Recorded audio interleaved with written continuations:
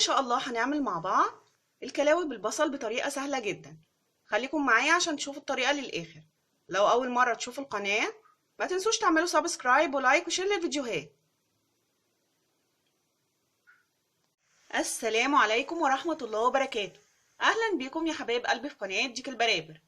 النهاردة إن شاء الله هنعمل مع بعض الكلاوي بالبصل بطريقة سهلة جدا. المقادير اللي معايا ربع كيلو كلاوي متقطعة صغير. الكلاوي لازم يبقى فيها دهون كده. بصلاية وسط متخرطة. التوابل ملح وفلفل اسود بس. نبدأ ونسمي على بركة الله. بسم الله. حطيت طاسة على عين البوتاجاز وحطيت فيها معلقتين كبار زيت. الزيت يسخن هنزل على طول ببصلاية وسط متخرطة. خلاص الزيت سخن، هنزل ببصلاية وسط متخرطة. بسم الله. وهشوح البصلة في الزيت لحد ما لونها يبقى شفاف. انا مش عايزاها تاخد لون.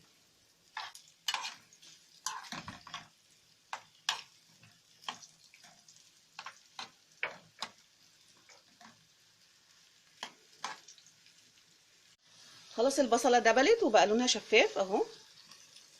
مش هخليها تاخد لون. هنزل عليها بربع كيلو كلاوي متقطعة. بسم الله.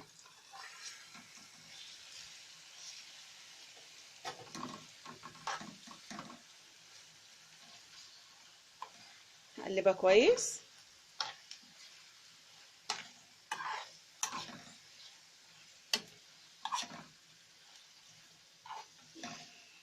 وهبهرها بملح وفلفل اسود بس.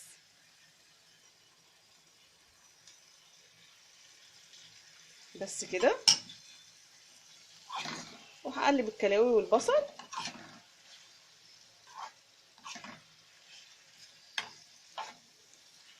وهسيبها 5 دقايق على النار.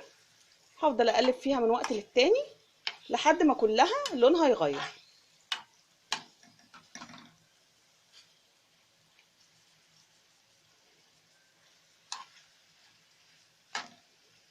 النار وسط ولا عالية ولا هادية. بعد ما سبت الكلاوي 5 دقايق على نار وسط وبقلبها من وقت للتاني لونها اتغير ونزلت ميتها. هسيبها 5 دقايق كمان لحد ما تنشف وتشرب ميتها وتستوى فيها.